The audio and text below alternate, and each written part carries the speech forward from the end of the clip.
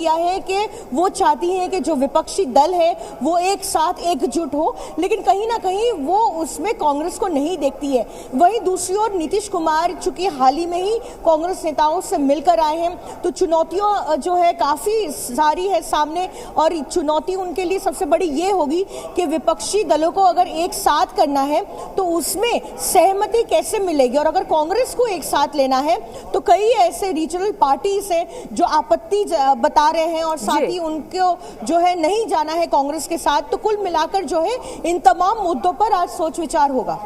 बिल्कुल पूजा, तमाम मुद्दों पर सोच विचार होगा। लेकिन पूजा ये भी बताइए क्या अपडेट आपके पास, मुलाकात हो रही है, तस्वीरें हम दिखा रहे हैं, कब तक ये मुलाकात होगी, कितने देर तक ये मुलाकात चलेगी? क्योंकि बड़ी बात यही है पूजा कि उस फॉर्मूले पर बात करनी है जिस पर ममता बनर्जी भी सहमति जताए।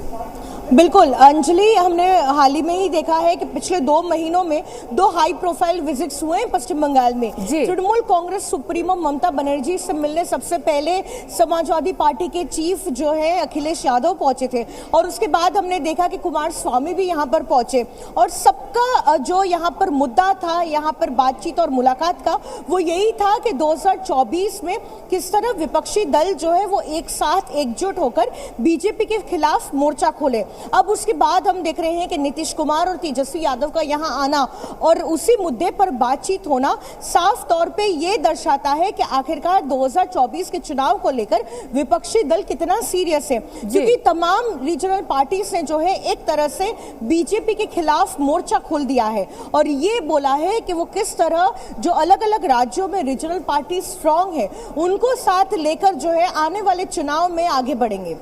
बिल्कुल, तमाम वो चुनौतियां, और देखने वाली बात है कि इस मुलाकात के बाद क्या कुछ निकल कर आता है, क्या कुछ मुख्यमंत्री नीतीश कुमार कहते हैं, क्योंकि वही कह रहे थे कि देखिए मुलाकात होगी उसके बाद सब कुछ सामने आ जाएगा। रजनीश भी हमारे साथ पटना से लाइव जुड़े हुए। रजनीश, सबसे बड़ी बात यह है कि तस्वीरें वो आ गई है मुलाकात की, और रजनीश सबसे बड़ी बात यह है कि देखिए लगातार मुलाकातों का कवायद चल रहा है, कड़ी दर कड़ी मुलाकात हो रही है, लेकिन समझने वाली बात यह है रजनीश, चुनौतियां तमाम हैं और उन चुनौतियों को पार पाना भी अपने आप में बड़ी बात, लेकिन मुख्यमंत्री नीतीश कुमार ने यह तय कर लिया है कि उन चुनौतियों को पार किया जाएगा। रजनीश,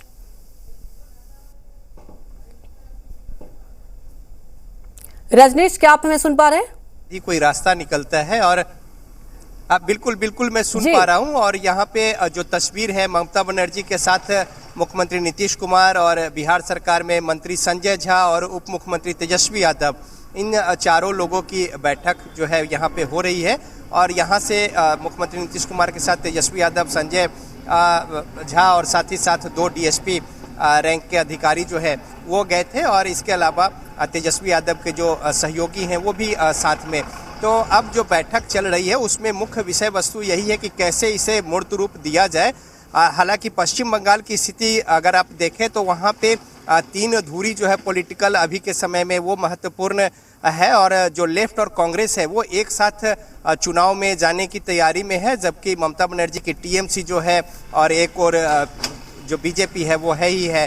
तो ऐसे में अगर पिछले दिनों की अगर ट्रैक रिकॉर्ड को देखेंगे आप, तो ममता बनर्जी जो है वो कांग्रेस के खिलाफ ज़्यादा मुखर रही है बनिस्बत बीजेपी के। और आपने देखा होगा कि पहले जिस तरीके से बीजेपी को हमेशा कटघरे में और सवालों के निशाने पर लेती थी ममता बनर्जी, लेकिन इस समय वो कम है। तो अब हालांकि लक्ष्य जो है सबका एक ही है, जो विपक्ष के तमाम जो स्थानीय पार्टियां हैं, रीजनल पार्टियां, उनकी मुहिम यही है कि 2024 में किस तरीके से एकजुट हों और बीजेपी को कड़ी टक्कर देनी है और उन्हें सत्ता से बाहर करना है, ऐसा लक्ष्य है। तो ऐसे में अब पश्चिम बंगाल में किस तरीके से क्या कुछ स्थितियां हो चुकी, राष्ट्रीय स्तर पर कांग्रेस को अलग करके विपक्षी एकता और एक मजबूत विपक्ष की कल्पना नहीं की जा सकती है, जबकि पश्चिम बंगाल में कमोबेश स्थिति यही बनी हुई है।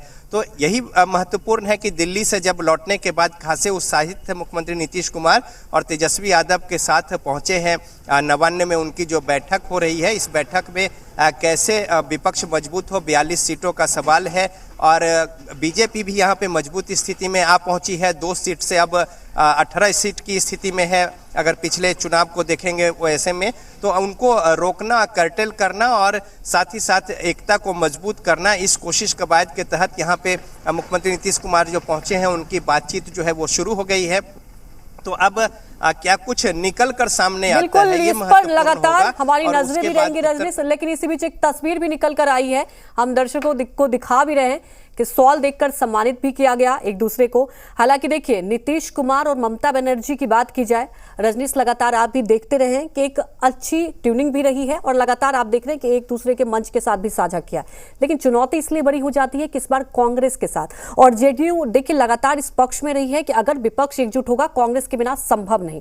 चलिए, वो तो बात की बात है कि पीएम का चेहरा कौन होगा और क्या कुछ आगे होगा, लेकिन फिलहाल तो जो पहला पड़ाव है वो यही है कि एक साथ होना, उस फॉर्मूले के तहत एक साथ सहमति जताना, ये भी बड़ी बात है। अब रजनीश, सबसे बड़ी बात ये हो जाती है कि बीजेपी तो लगातार यही कह रही है कि देखिए ये सब बस ऐसे ही मिल रहे हैं, लेकिन होगा कुछ भी नहीं।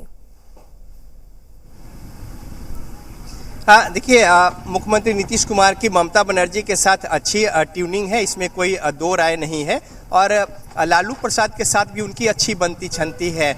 और यही वजह, हालांकि जब बीजेपी के साथ नीतीश कुमार थे तो फिर जो राजनीतिक दूरियां हैं वो दूरियां थी, और उसका जो बयान जो आते थे उसमें भी वो साफ झलकते थे। लेकिन अभी चूंकि लक्ष्य एक है और जो समान विचारधारा की बातें हैं उसमें भी ये सूट बैठता है। और मुख्यमंत्री नीतीश कुमार और लालू प्रसाद, जब ममता बनर्जी रेड रोड पे शपथ ले रही थी, दूसरी बार मुख्यमंत्री बनी थी, तो वहां पे एक साथ यहाँ से नीतीश कुमार और लालू यादव गए थे। उस कार्यक्रम को हमने कवर भी किया था कोलकाता के रेड रोड पर।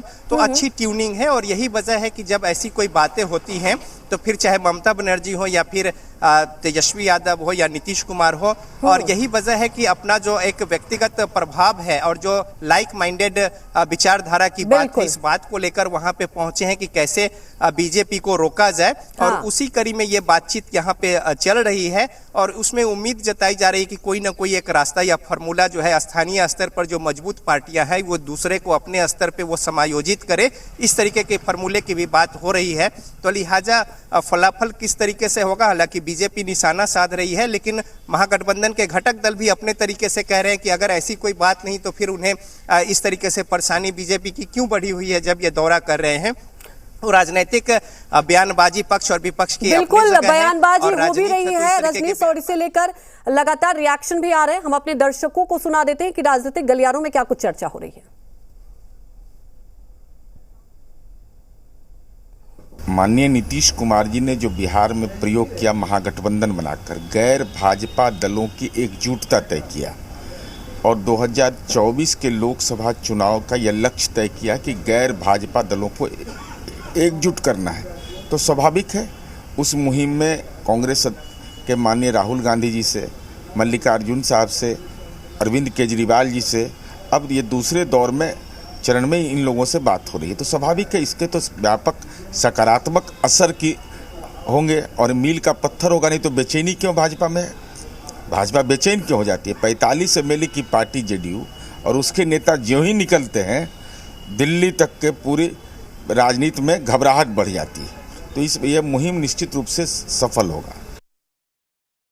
मंत्री जी को देश की चिंता है, जिस तरह से देश में जो माहौल अराजकता का माहौल बनते जा रहा है, सच बोलने वालों को सजा दी जा रही है और दंगा फैलाने वालों को छूट मिल रही है। ऐसी परिस्थिति में बिहार ने सबक सिखाया है। ये आपको अगस्त क्रांति के दिन ही बसपा को औकात में लाया बिहार ने ही, और माननीय मुख्यमंत्री जी के नेतृत्व में, और उनका पहल जो है प्रयास है, बिल्कुल सफल प्रयास होगा और इसका रिजल्ट 24 में देखेंगे। चल रहा है और देश के सभी विपक्षी पार्टियों को एक मंच पर लाने की बात हो रही है और सब लोग समर्थन कर रहे हैं। हमने पहले कहा था कि नीतीश कुमार जी लोकतंत्र को बचाने के लिए, देश से भाजपा को भगाने के लिए, एकजुट करने के लिए विपक्ष को एक हो गए हैं और अब देश का दौरा भी कर रहे हैं। ये खुशी की बात है। विपक्षी एकजुटता हो पाएगा, एकदम विपक्षी एकता हो जाएगा एकदम। इसमें प्रधानमंत्री पद के लिए कोई वैकेंसी नहीं है।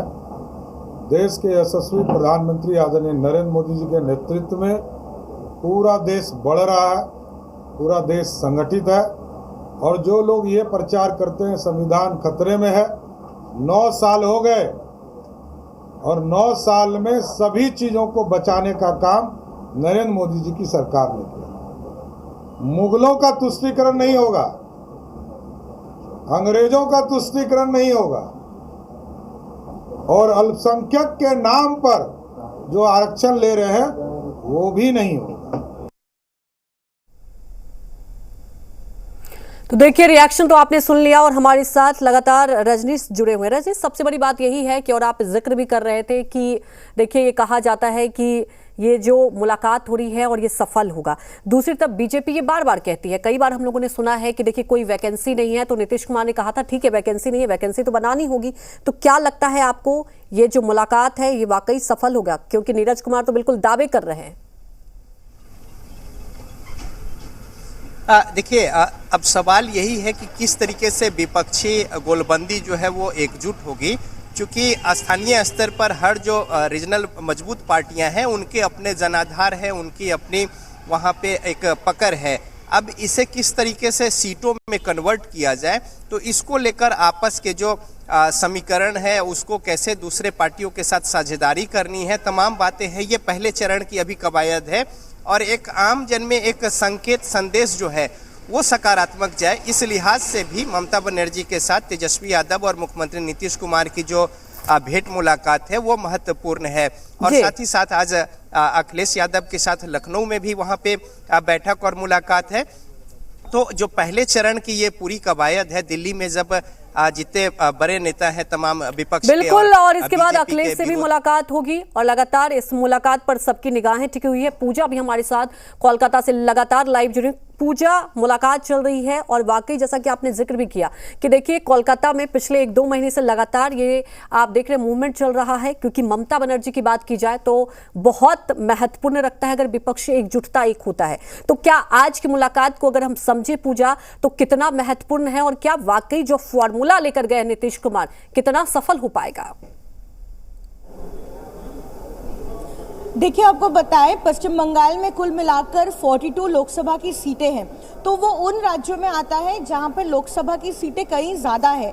तो हालांकि यहाँ पर ममता बनर्जी की पकड़ भले ही अच्छी हो, अगर 2021 के चुनाव को हम देखें जहां पर तृणमूल कांग्रेस ने अपनी सरकार बनाई, लेकिन अगर पिछले लोकसभा चुनाव को देखें तो तृणमूल कांग्रेस को जो है बड़ा झटका मिला था और बीजेपी ने अच्छा परफॉर्म किया था। तो उसी जगह पर यहाँ पर न सिर्फ अपनी मिट्टी को स्ट्रॉन्ग करने के लिए, लेकिन किस तरह अलग अलग राज्यों में जहां जहां रीजनल पार्टी स्ट्रांग है उनके साथ अगर एकजुटता होती है और अगर इकट्ठा होते हैं और अगर जो है विपक्षी जो दल अगर एक साथ होकर यूनिटी बढ़ा पाते हैं तो कहीं ना कहीं बीजेपी को धक्का मिल सकता है। ये ममता बनर्जी और तमाम विपक्षी दल सोच रहे हैं। ऐसे में हमने देखा पिछले 2 महीनों में कई ऐसे विपक्षी नेता है जो पश्चिम बंगाल पहुंचे थे ममता बनर्जी से मिलने के लिए, फिर चाहे कुमार स्वामी हो या फिर अखिलेश यादव हो, और तमाम इन बैठकों का मुद्दा एक ही था कि 2024 की रणनीति को तय करना और साथ ही आगे किस तरह से एक non Congress non BJP front को बनाया जा सके।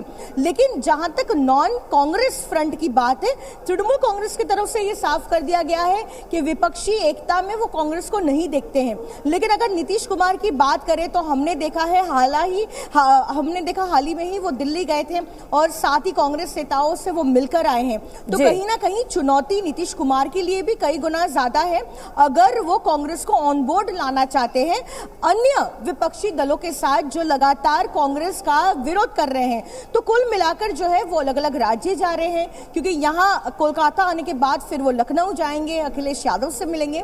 तो आगे की रणनीति तय करने के लिए ये तमाम जो विपक्षी दल हैं उनको एक स्ट्रैटेजी जरूर तय करनी होगी कि आखिरकार ये फ्रंट जो होगा वो क्या non Congress non BJP front होगा।